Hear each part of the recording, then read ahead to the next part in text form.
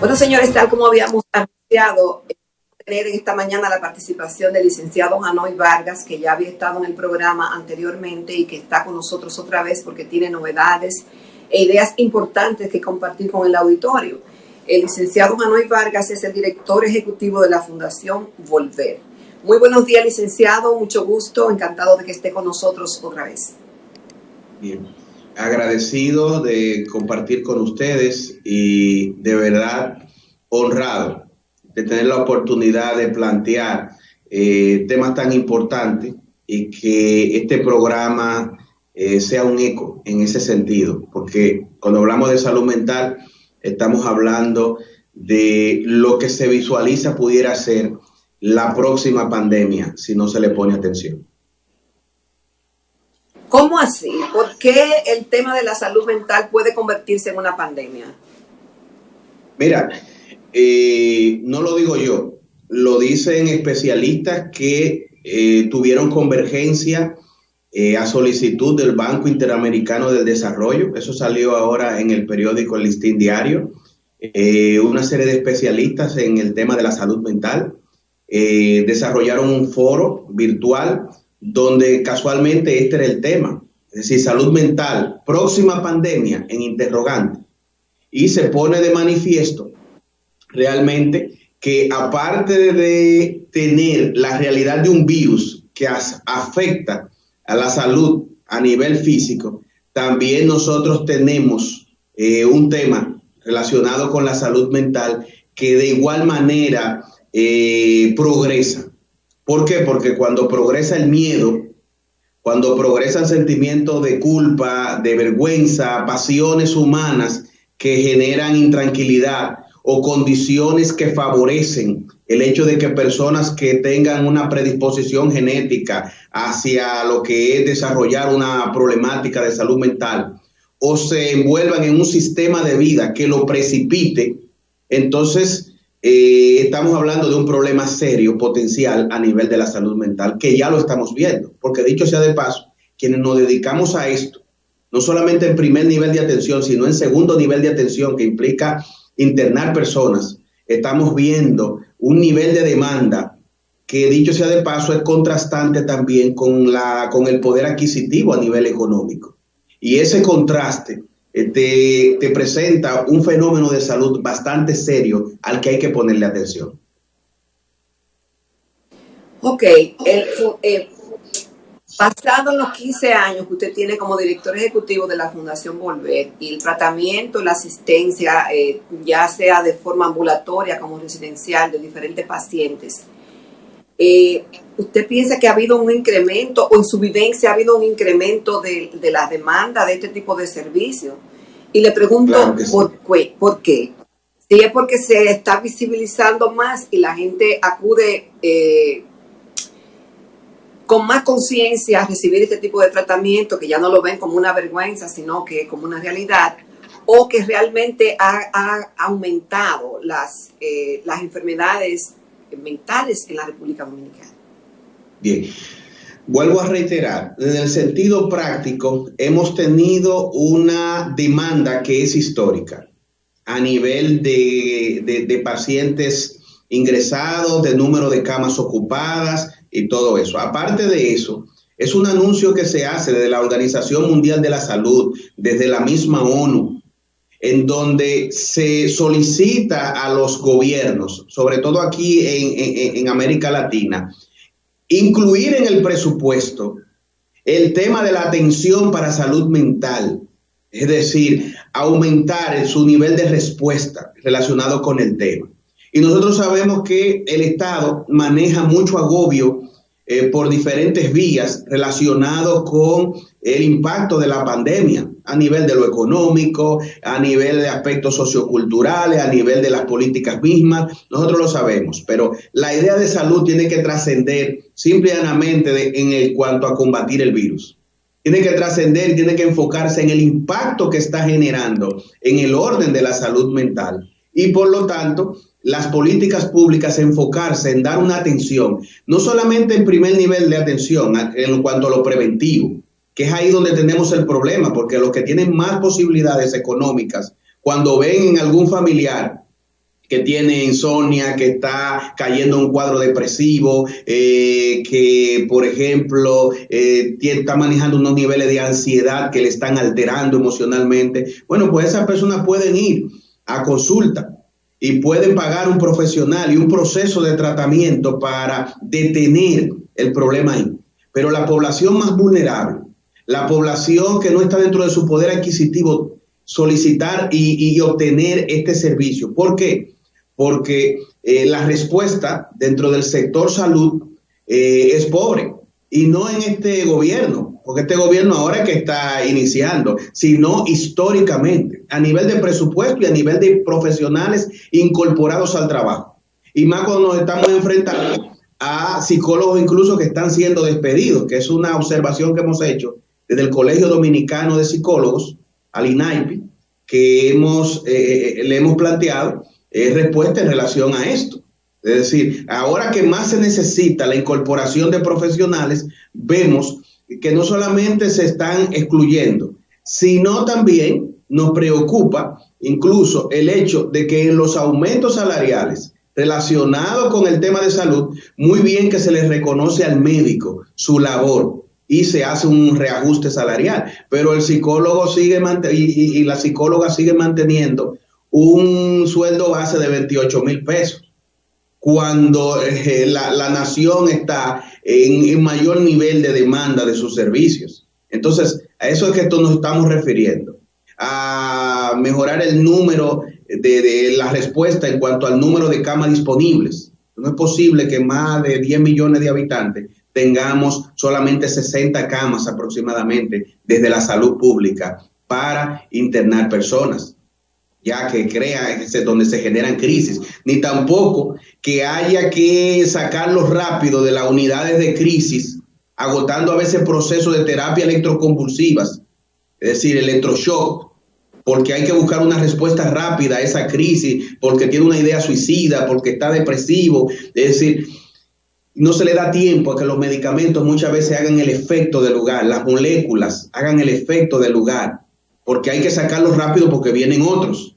Entonces, ese tipo de procedimientos que corresponde con políticas públicas relacionadas con la salud mental deben de ir teniendo cambios, porque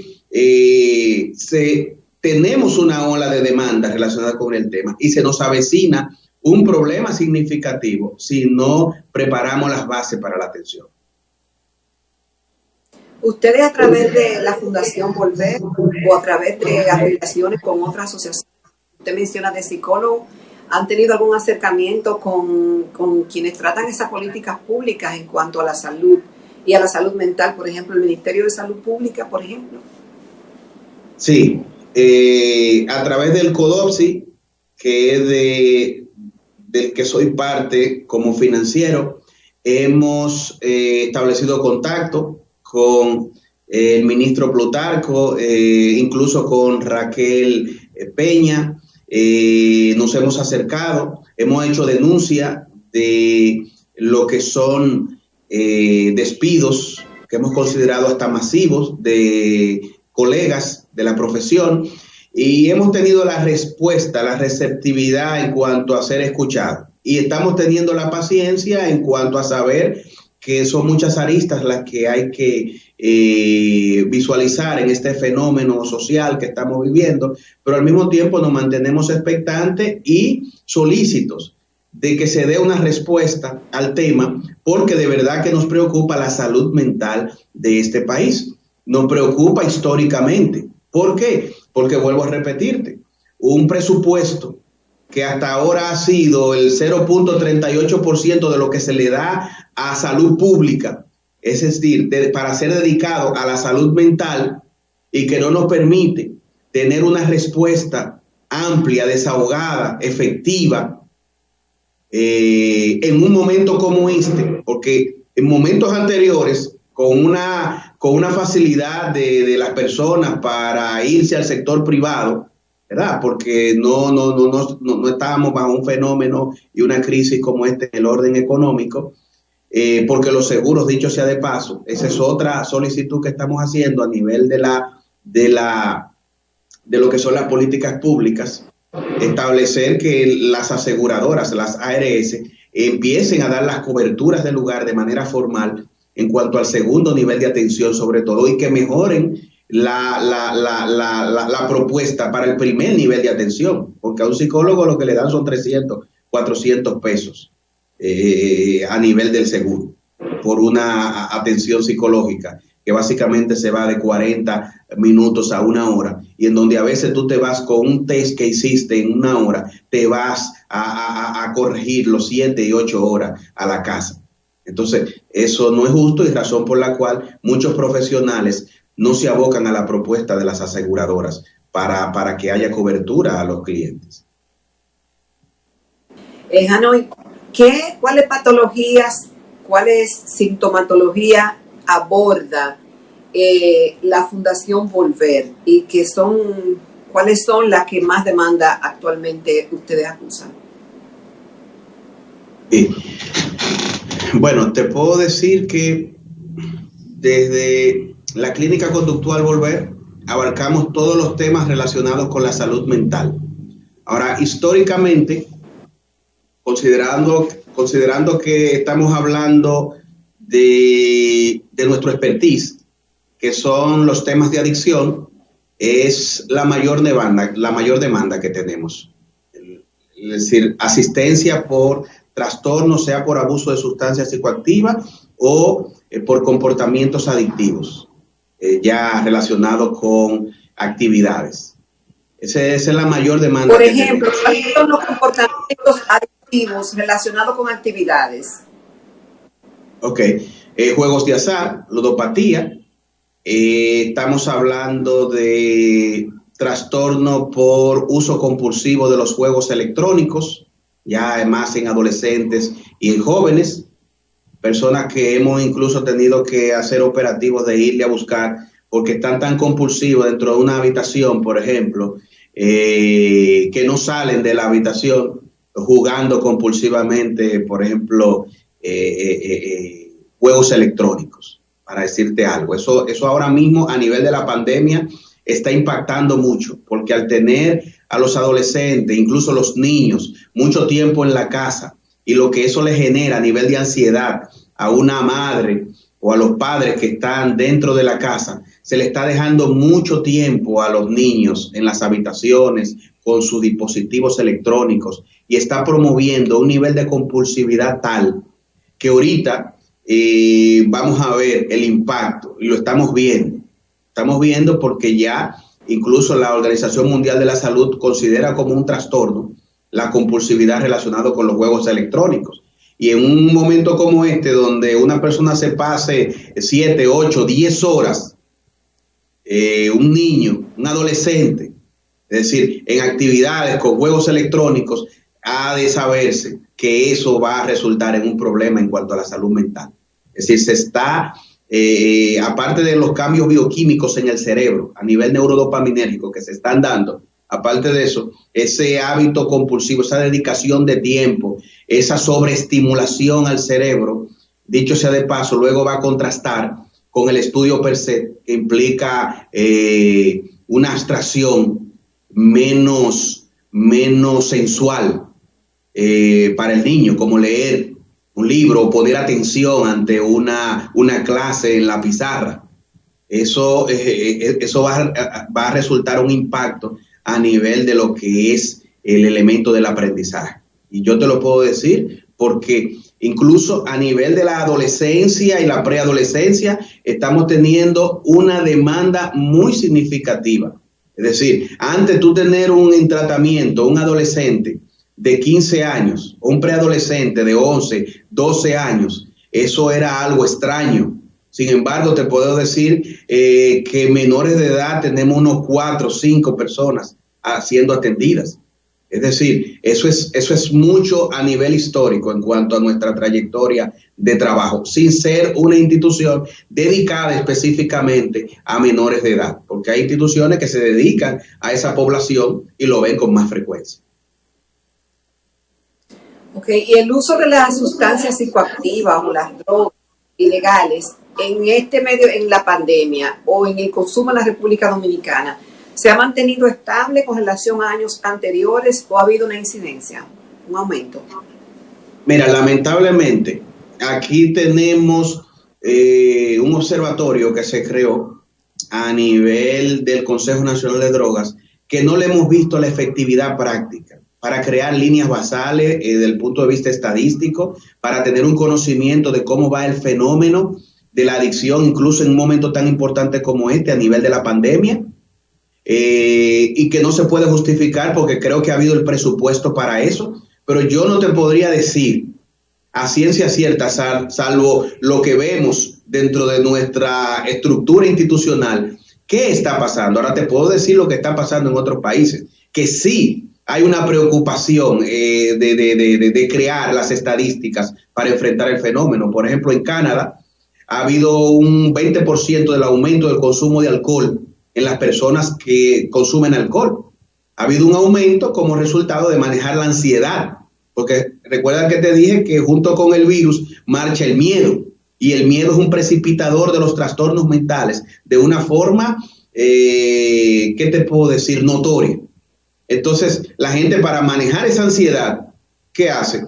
Consume sustancias que son depresoras del sistema nervioso central. Estamos hablando que aumenta el consumo del alcohol, aumenta el consumo de la marihuana, aumenta el consumo de las benzodiazepinas, porque la gente quiere dormir. Ante la expectativa, la ansiedad, la incertidumbre, se quita el sueño y la gente quiere dormir, y entonces recurre a estos mecanismos y muchas veces queda enganchado en un cuadro adictivo. Entonces es un fenómeno. En San Francisco, por ejemplo, hay una cantidad de muertos por sobredosis de fentanil, que es un potente derivado del opio, o una sustancia sintética que imita los efectos de la morfina, pero en un 50, un 100% más poderoso. Y por sobredosis se ha aumentado tan significativamente que hay muchísimo más muertos por sobredosis que relacionado con el coronavirus. Entonces, ese es un fenómeno, allá se puede observar de manera clara y contrarrestar, pero aquí simplemente, bueno, que tanta gente murieron por clerén, pero no se asocian los fenómenos y no hay una política, no hay una estrategia, no hay un plan. Por eso desde esa misma, ya lo hemos dicho, desde esa misma estructura necesitamos que haya un reenfoque, porque son quienes nos guían en cuanto a las políticas. Estamos hablando del Consejo Nacional de Drogas en ese sentido. Es el que nos guía y el que nos alinea para estrategias de trabajo, y no lo vemos. Ok. Hanoi, usted nos trajo unas imágenes que queremos compartir y pedirle a nuestro director que la comparta con los amigos televidentes, y conforme vayan saliendo, que usted nos diga de qué se trata. Y también preguntarle de un centro que ustedes tienen en el este del país, cómo ha sido la acogida en esa región del país con respecto a lo que ustedes ofrecen en acompañamiento de salud mental.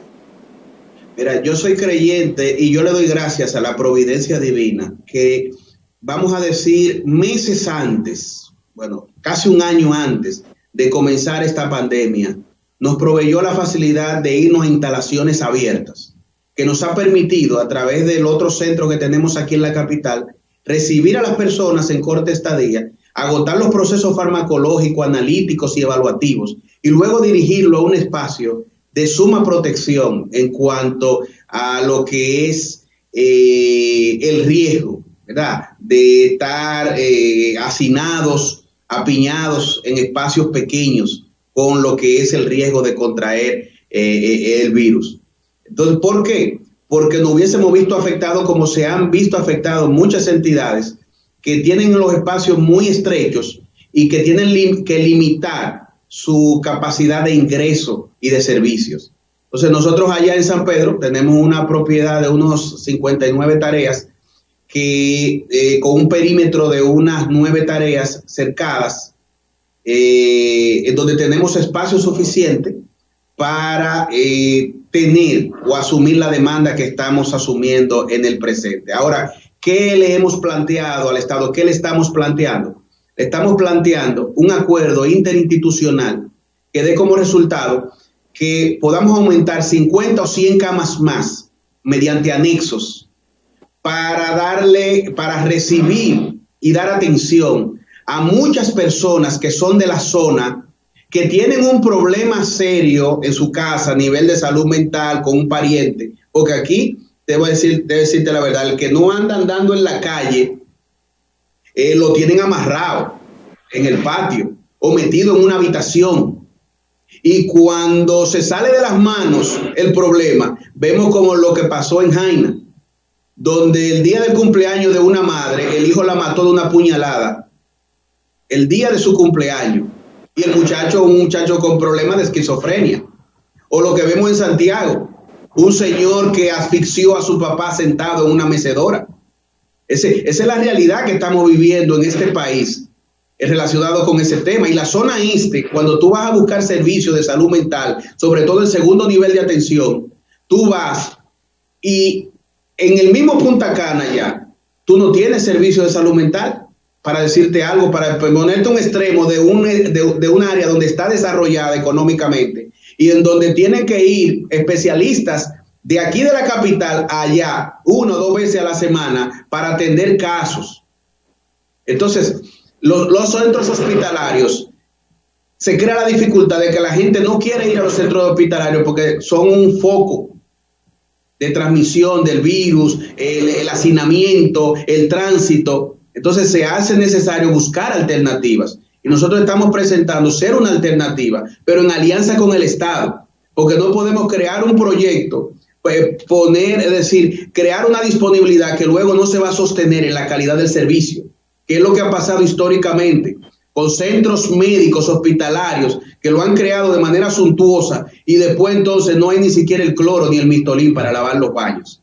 Entonces eso no puede ser. Entonces estamos planteando un acuerdo interinstitucional, poniendo nuestras instalaciones, poniendo todos nuestros recursos humanos y que se nos sumen también desde el mismo salud pública para dar una respuesta, por lo menos en la zona este, que está tan necesitada de este tipo de servicio y a un coste que sería muchísimo más favorable que crear nuevas instalaciones, porque dicho sea de paso, tenemos un personal y una trayectoria de trabajo ya de muchos años y conocemos lo que estamos haciendo y conocemos la necesidad del país, pero conocemos también lo difícil que es querer dar un servicio y no contar con el apoyo y el recurso para que sea digno y de calidad, porque no estamos hablando de hacinar gente o darle comida como si fueran pollo, o darle agotando procesos que le puedan afectar a nivel de su cerebro, como sería precipitar terapias electroconvulsivas a personas que no lo necesiten. No estamos hablando de eso, estamos hablando de una atención digna, donde personas de escasos recursos se sientan atendidos de manera digna, pero tiene que haber una responsabilidad social compartida, incluyendo a las empresas que desde la renta neta imponible pueden aportar a las entidades, descontando de los impuestos y hacer posible que la gente reciba una atención digna, porque ese es nuestro enfoque, que reciban una atención digna, pero tienen que ayudarnos. ¿Y existen en el país los profesionales capacitados como para hacerle frente al tema de las adicciones? Y hago la pregunta porque muchos profesionales entienden y personas usuarias del servicio de que el país no ha estado en condiciones a nivel de preparación para dar una respuesta efectiva y que realmente los afectados de esa condición de salud puedan ser insertados efectivamente en sus actividades familiares como también en la vida productiva. ¿Estamos realmente preparados en el país para dar esa respuesta y que esa inversión, sea poco o mucha, que el pariente haga, va a redundar en un beneficio y realmente en un resultado positivo? Mira, en ese sentido, tenemos un déficit marcado y nosotros hemos trabajado para ver cómo se cierra más esa brecha desde la Fundación Volver. Porque en el 2012, que ganamos una propuesta junto con otra entidad al CDC, al Centro de Control de Epidemias y Enfermedades de Estados Unidos, ganamos una propuesta y desde esa fecha comenzamos a trabajar con los proveedores de salud mental a nivel nacional, dándole junto con Naciones Unidas una capacitación, los programas TRIPNET, que son una capacitación, un paquete de capacitación para mejorar la respuesta de los países hacia el tema de las adicciones. Estuvimos por casi 3 años andando por diferentes lugares y capacitando al personal de salud. Tuvimos la experiencia incluso al mismo psiquiátrico cuando estaba el llamado 28. Tuvimos la experiencia ya desde volver de dar estos entrenamientos a los psiquiatras y a los psicólogos, pero realmente esto solamente duró unos 2 años y algo.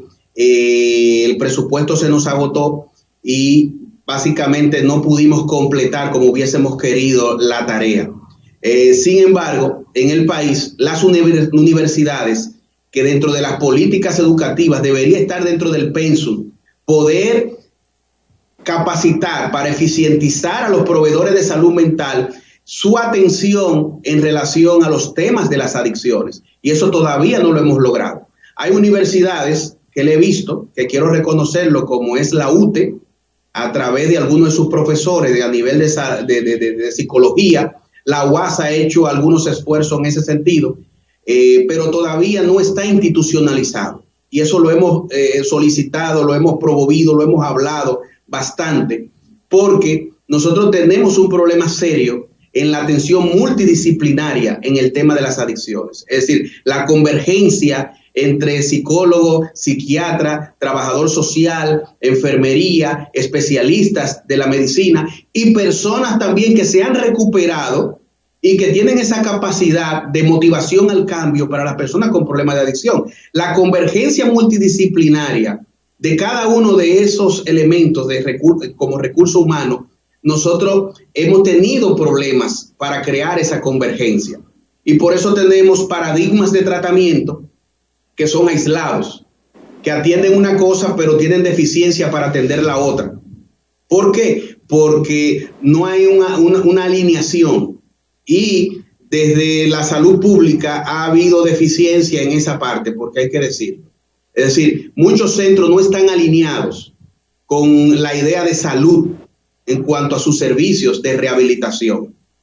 Incluso no están tampoco habilitados, porque no se ha desarrollado una iniciativa para buscar que eficienticen sus servicios y habilitarlos.